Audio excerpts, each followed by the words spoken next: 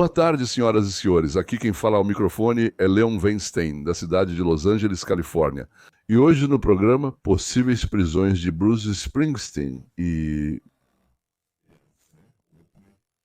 operação secreta da CIA chamada Mockingbird. A verdade sobre o presidente mais vergonhoso dos Estados Unidos da América. Informações sobre uma conversa telefônica de 2 horas sobre a Ucrânia, as condições da Rússia para a paz. Bem, e vamos falar no final sobre as chances reais da Ucrânia e se realmente entendem essa realidade em Kiev. Sim, com certeza, senhores, ouçam Mikhail Yosifovich Weiler, é simplesmente indispensável. E, aliás, eu encontrei em Israel um rabino muito competente, Mikhail Finkel. O canal se chama Rabino Mikhail Finkel, então eu recomendo muito. E antes de começar, amanhã o ministro da Defesa. O ministro da Defesa dos Estados Unidos da América declarou que na terça-feira serão divulgados os primeiros dados sobre a investigação das razões da retirada e fuga do exército americano do Afeganistão. Ok.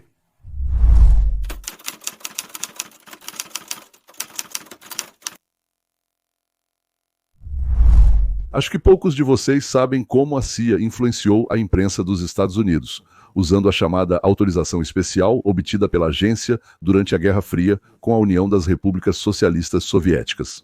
Naquela época, a CIA recebeu permissão para obrigar qualquer mídia dos Estados Unidos da América, é claro, a publicar as informações necessárias para a inteligência, tanto sobre a União das Repúblicas Socialistas Soviéticas, quanto sobre os Estados Unidos da América. Isso fazia parte de uma operação de desinformação contra o inimigo e funcionava principalmente para enganar os serviços de inteligência do Pacto de Varsóvia.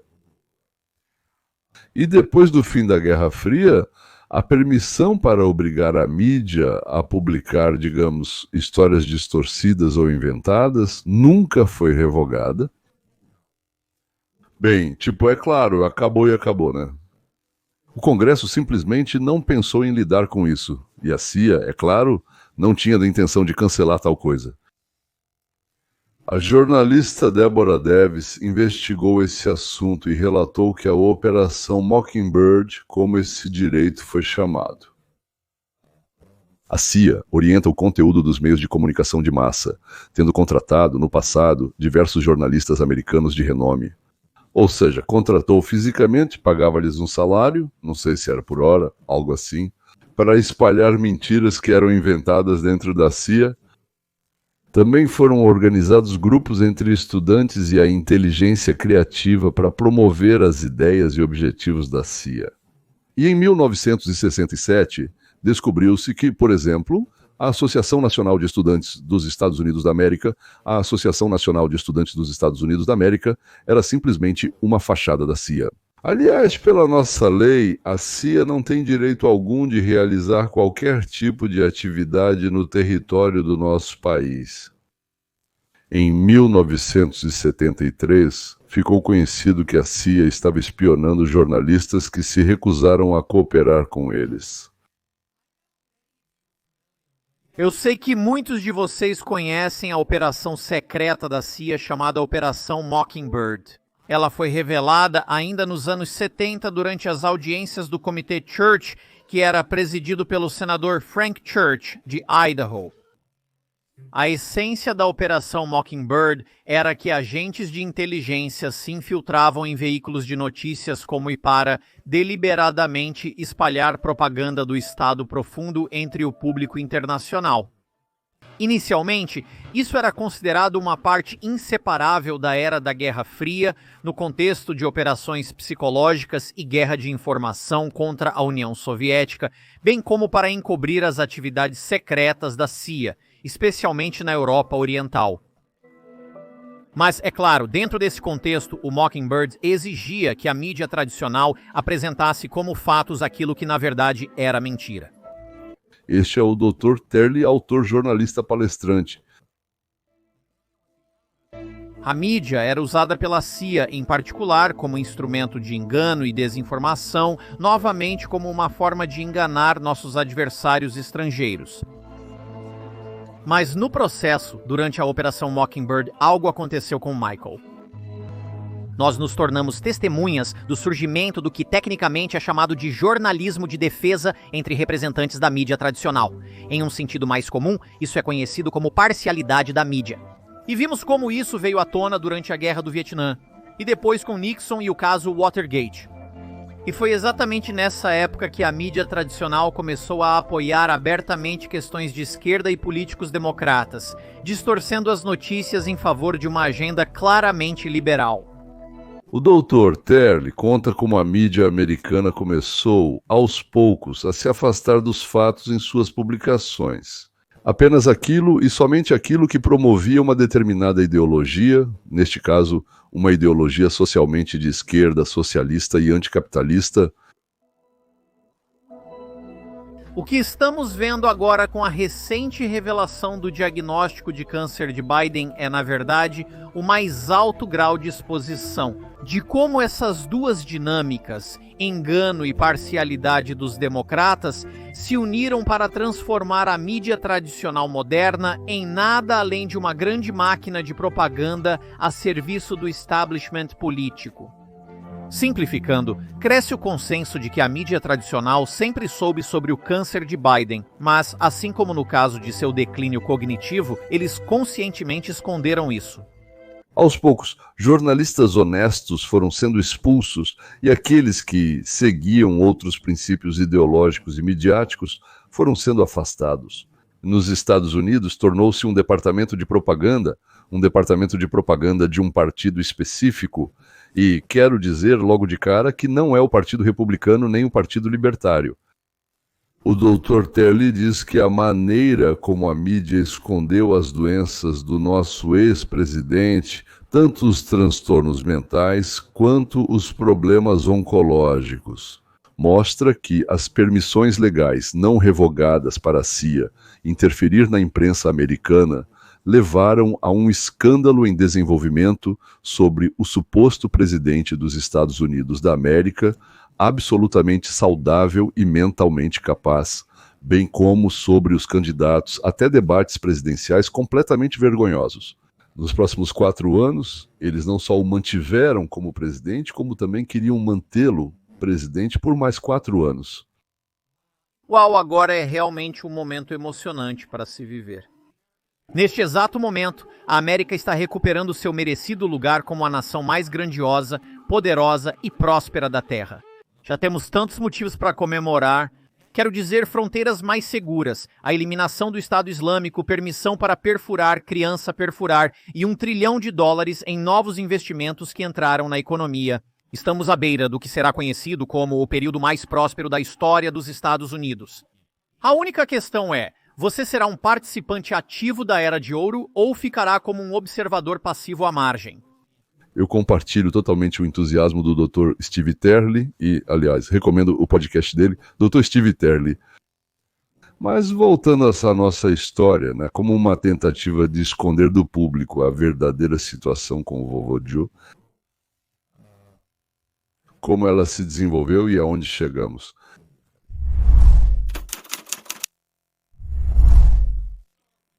Vamos começar com o médico de Joe Biden, Kevin O'Connor, que obviamente agora está sob enorme atenção, mas ainda em 2023, O'Connor ficou tristemente famoso por descrever Biden como, cito, um homem saudável e enérgico de 80 anos, capaz de cumprir consistentemente as funções de presidente. Naquela época, todos sabiam que essa avaliação era uma bobagem e estava claro que o médico estava jogando a favor dos democratas. Mas até a mídia apoiou totalmente isso, sem fazer uma única pergunta adicional. No entanto, agora surge uma pergunta óbvia. Será que o mesmo médico que afirmou que Joe Biden, e cito, está saudável e cheio de energia, também esconderia um diagnóstico de câncer até o fim das eleições presidenciais? E além disso, Biden teve um câncer que nenhum médico percebeu. Bem, ele simplesmente não prestou atenção. Então, como a imprensa de esquerda sabia disso e ficou em silêncio? É por isso que eu e tantas outras pessoas com quem cresci temos câncer. Ou seja, ele até falou, mas ninguém na imprensa de esquerda percebeu. Agora ouviremos um especialista.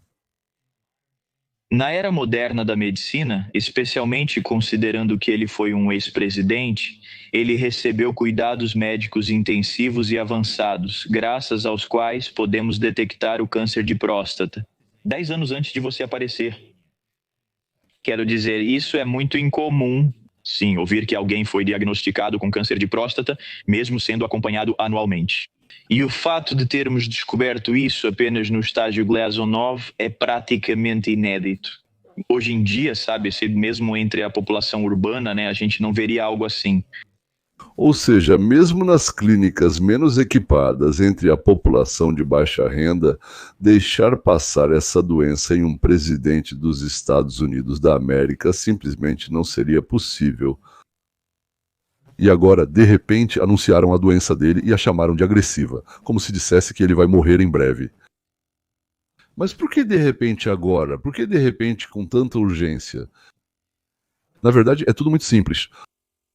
Acabou de ser publicada a conversa com o procurador especial Kerr.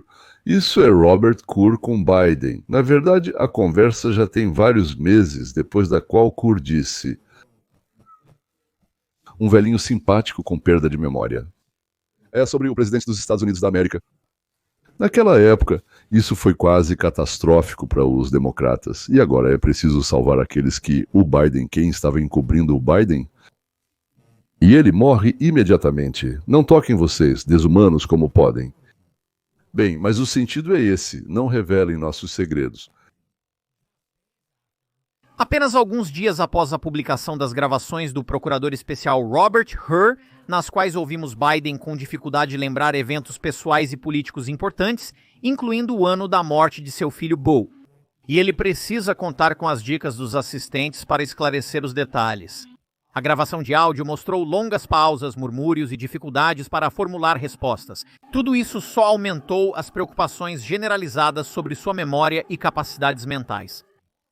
Mas essa revelação sobre o câncer surge literalmente 48 horas antes do lançamento do livro de Jake Tapper, que detalha como os assessores de Biden estavam tão preocupados com seu declínio físico e cognitivo que achavam que durante o segundo mandato ele teria que se locomover em uma cadeira de rodas.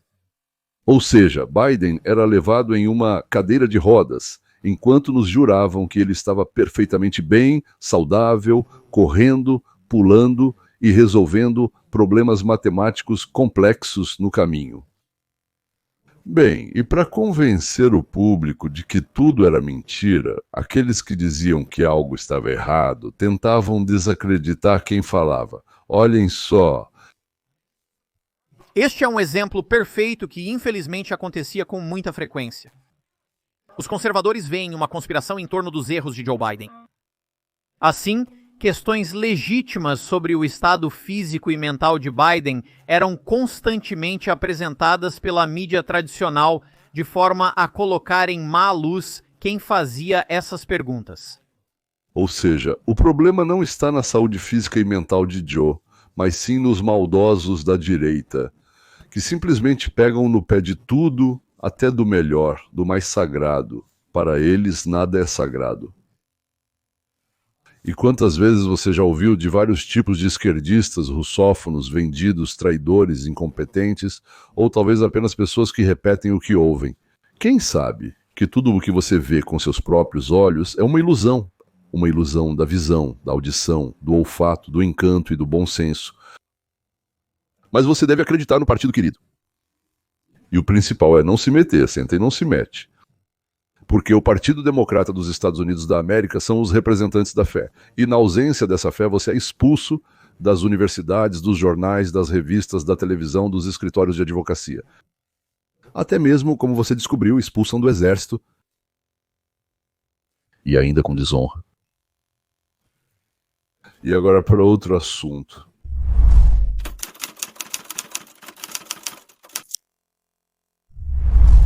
Vi. Apareceu uma informação de que famosos do mundo da cultura, como Ence, Oprah, Bruce Springsteen e Bono, receberam grandes quantias de dinheiro para fingir que apoiavam um determinado partido e um candidato específico.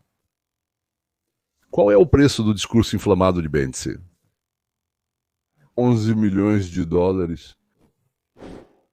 É verdade, quando ela fez esse discurso, o público na plateia começou a gritar, mandando ela embora e vaiando.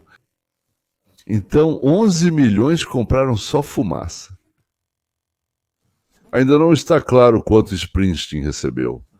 Sobre OPRE, disseram que foram 2 milhões. Por isso, agora começa uma investigação sobre o uso dos fundos apresentados pela campanha eleitoral como despesas de campanha. Mas, na verdade, são apenas subornos, e não são subornos com sanduíches ou uma garrafa de Coca-Cola. Oprah, na verdade, disse que, pessoalmente, ela não recebeu nada, e 1 milhão, ela diz. 1 milhão ou 2, não sei, onde, na verdade, foi recebido para cobrir os custos de organização do evento. 1 milhão para organizar algum evento?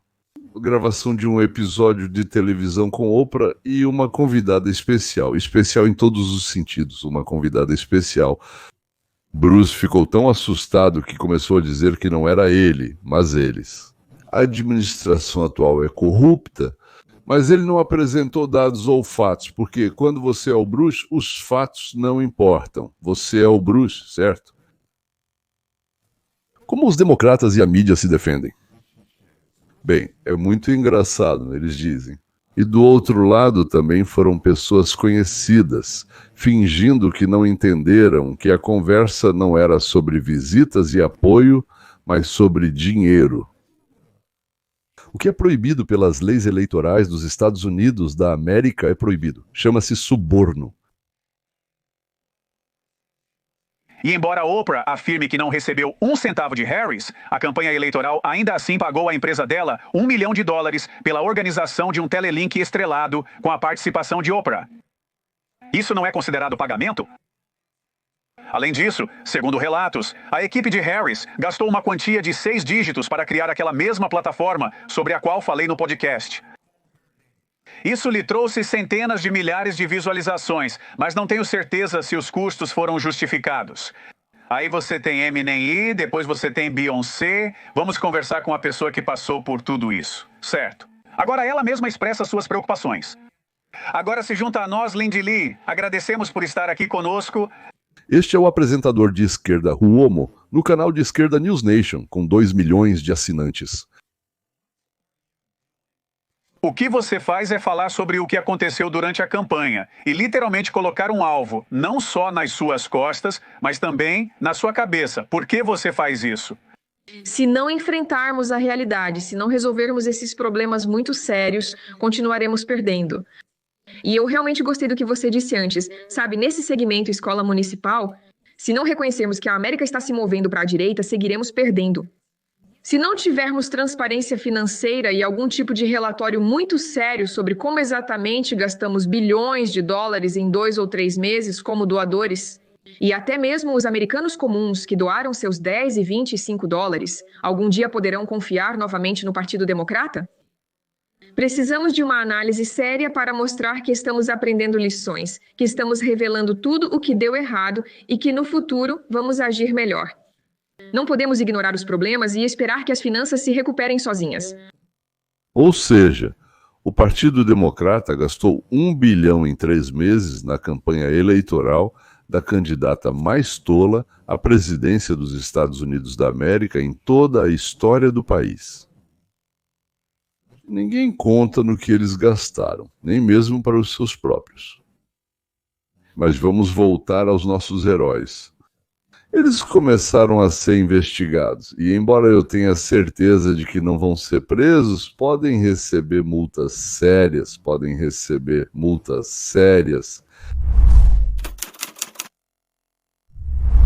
O tema mais quente hoje é a conversa entre o presidente dos Estados Unidos da América e da Rússia.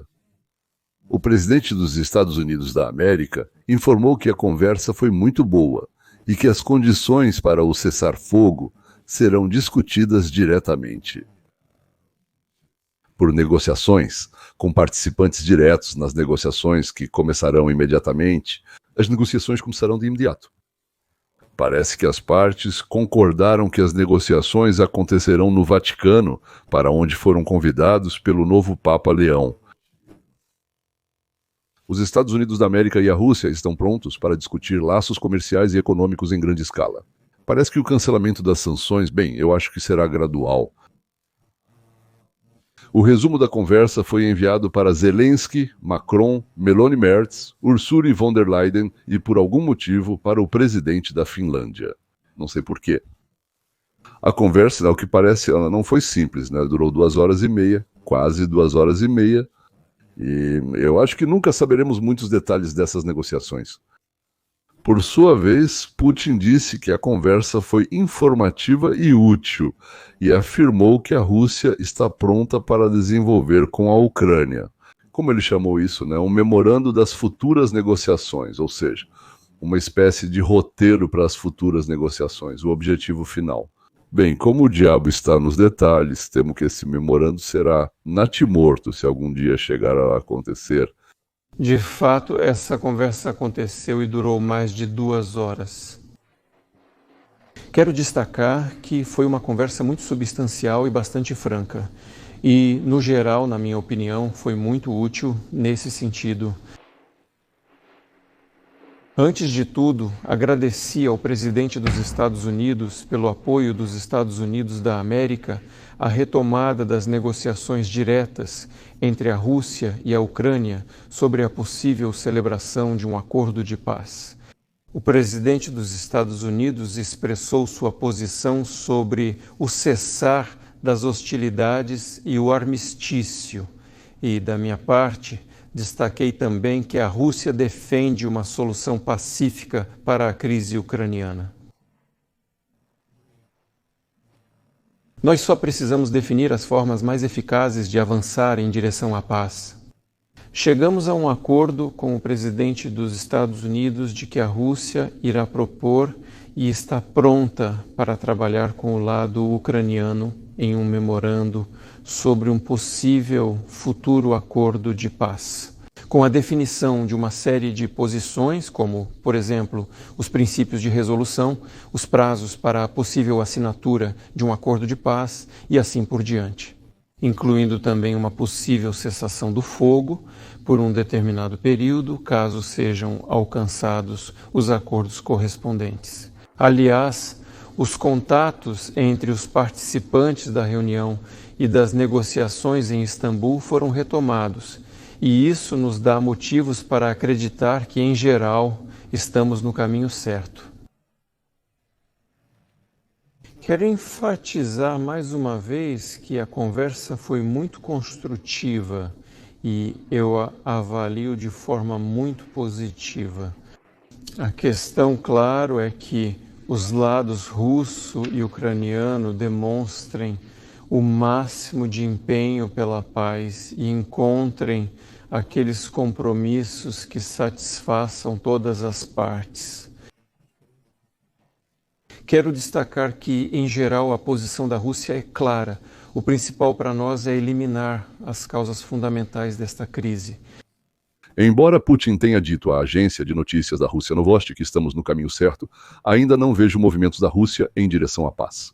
Acho que os Estados Unidos da América estão cometendo um erro novamente ao supor que a liderança da Rússia quer que seu país prospere. Lembro que uma vez participei de um projeto, lá pelos anos de 93, 95, para transformar o Parque Central Gorky em um enorme centro de entretenimento. Eu meio que liderava o lado americano, ou seja, desse projeto, e meus parceiros americanos, tanto os que financiavam quanto o arquiteto. Lá havia, por assim dizer, todo um grupo de pessoas de Washington que ofereciam o que chamavam de seguro contra risco político e coisas do tipo. Eles não conseguiam entender. Por que o prefeito de Moscou e seus vice-prefeitos, nós lidamos com 2 dos seus vices, não reagiam de forma alguma ao fato de a cidade receber uma enorme renda ou a criação de um centro cultural e de entretenimento no centro de Moscou? Ou seja, o bem-estar público não os preocupava de forma alguma. E isso deixava meus parceiros, pessoas aparentemente inteligentes que pareciam entender tudo, completamente atônitos. Pessoalmente, acho que enquanto a cooperativa ou zero não sentir cheiro de dinheiro indo por um caminho, ou o chicote se forem por outro, nada vai avançar em lugar nenhum. Para mostrar que não temos medo da América. É uma união de países que tentam substituir o dólar por alguma outra moeda mundial de liquidação. Informou que ele está expandindo os sistemas de pagamento. Isso significa, isso é em rublos, isso é em yuans. No Brasil, Rússia, Índia, China, África do Sul, aliás, fazem parte de vários países. China, Rússia, Brasil, Irã, Egito, Emirados, Etiópia, Indonésia e depois o Cazaquistão se juntou. Ainda, acho que há mais 16 ou 17 países lá. E os Estados Unidos da América, essa união Brasil, Rússia, Índia, China, África do Sul, não gostam nada. E parece que Índia e Emirados vão se afastar dela, assinando grandes projetos comerciais e de investimento com os Estados Unidos da América. A administração anterior era fraca e os países correram para a China como a próxima grande potência. Os livros diziam que o próximo século pertence à China, eles acreditaram nisso. Acreditaram e Correram para a China, mas agora a situação mudou e está havendo um retrocesso em relação à China. Aliás, Putin exigiu a suspensão do fornecimento de armas à Ucrânia e a interrupção do repasse de informações de inteligência para a Ucrânia. Ele também exigiu a suspensão da mobilização na Ucrânia, a suspensão da rearmamento da Ucrânia e de seu exército. Putin também declarou que vários acordos anteriores com a Ucrânia foram violados ou por Zelensky pessoalmente ou por seus antecessores. E a Rússia vai exigir garantias para o cumprimento de quaisquer novos acordos futuros. Uma das questões mais problemáticas é, claro, o que fazer se uma das partes não cumprir os acordos? O que e quem vai intervir? Como será feita a intervenção para garantir que o acordo seja cumprido? Por exemplo, como fazer a Rússia cumprir, como fazer a Ucrânia cumprir? Ainda não está muito claro. E enquanto isso não for resolvido, todo o resto é pura especulação. Como incentivo, os Estados Unidos da América ofereceram a suspensão das sanções, o envolvimento da Rússia em vários projetos de comércio global e, como punição, mais sanções, naturalmente. Ainda não está claro se foi discutido o fornecimento de armamentos significativos para a Ucrânia. Parece que as próximas negociações com a Rússia serão conduzidas por Steve Witkoff e com a Ucrânia pelo general Kate Kellogg. Eles foram divididos dessa forma, incluindo o presidente dos Estados Unidos da América, que coordenará suas ações. Antes, supunha-se que um deles, ou ambos, iriam voar de um lado para o outro. Mas agora, não sei porquê, de alguma forma. isso mudou. Isso, e até mesmo o título oficial de Kellogg, mudou para representante especial dos Estados Unidos da América na Ucrânia. Especificamente é o presidente da Ucrânia. Zelensky, por sua vez, disse que é a Rússia e Putin que violam todos os acordos que assinam, que o lado ucraniano não acredita em uma só palavra dita pela ditadura do Kremlin. O fato de a Rússia ter exigido que entregassem as regiões não ocupadas não significa nada do meu ponto de vista, assim como todas as exigências iniciais das partes. Embora, para ser totalmente honesto, eu não entendo muito bem como a Ucrânia vai impedir a captura dessas ou de outras regiões de suas próprias regiões. Se ainda pedirem mais 500 mil de criminosos e voluntários que foram para a guerra vindos de pequenas cidades e vilarejos do Império Russo, sobre os quais ninguém no Kremlin, nem mesmo em Moscou, vai se importar, suspeito que até o final do ano a Ucrânia ou vai entregar o que a Rússia exige, ou depois de perder mais dezenas de milhares de jovens e bilhões em prédios destruídos e outras coisas, será forçada a entregar ainda mais do que a parte que a Rússia exige agora. Eu entendo a situação de Zelensky e de seu gabinete. O povo vai ficar indignado com as concessões. Mas os líderes são escolhidos para resolver problemas difíceis, não para viajar por conferências e reuniões no exterior. Viajar para o exterior também é necessário. De lá vem ajuda, mas o trabalho principal de um líder é proteger a população do país. E é exatamente isso que nem Zelensky, nem sua equipe estão fazendo. Eles têm uma chance, talvez, de expulsar 100 mil ou de expulsar 3 milhões, não sei, de expulsar os russos da Ucrânia. E por essa chance, eles parecem dispostos a sacrificar 1 milhão de seus próprios cidadãos. A guerra precisa ser parada, os assassinatos precisam ser interrompidos. Sim, isso não é justo, isso não é correto. Mas um líder, eu acho, deve pensar no destino e na sobrevivência do seu povo, e não na sua própria vida. Depois de escrever o best-seller mundial Minha Luta, a renda proveniente disso permite levar uma vida muito confortável e muito farta em algum lugar como Zanzibar ou Madagascar. Para Volodymyr Alexandrovich e família, que ele escreva esse livro, que viva bem. Ele fez um ato, do meu ponto de vista, que justifica todo o resto. E quando ele disse que não sairia da Ucrânia, que não precisava de um avião do Biden, que precisava de armas, não de um avião vazio para levá-lo embora. Foi por isso que ele mereceu. Mas mesmo assim, mais adiante você foi levado à crista da onda, você mesmo disse sim, quero, você é um adulto. Se são oligarcas ou o povo, eu não sei, isso agora não tem importância nenhuma, assim, mas pelo destino você acabou lá. E daqueles de quem depende o destino de milhões de pessoas. E tentem, Vladimir Alexandrovich, ser digno desse cargo. Até logo.